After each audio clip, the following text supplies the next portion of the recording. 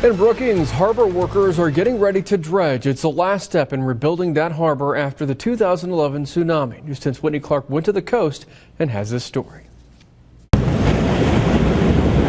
Crews outside the Brookings harbor preparing to dredge, sending out the last of the tsunami debris down to the last grain.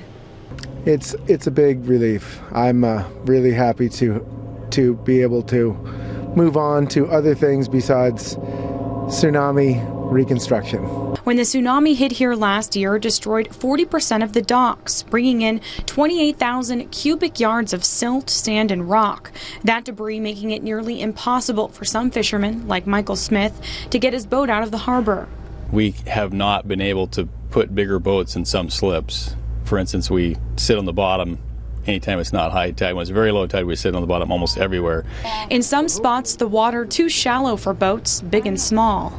A big boat, one of the bigger boats that comes in during crab season, for example, can hit that stuff. The dredging process will change that. Jack Akin is in charge of the details of the project, how it'll work. Once the nearly 2 miles of pipe is set, the dredge will drain the silt out, pumping it through this machine, then dropping it more than a mile offshore.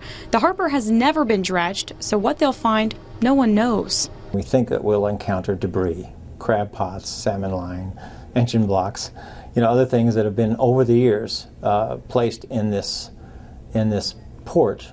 The cost to dig everything out, around $625,000, a small price to pay to get rid of the damage.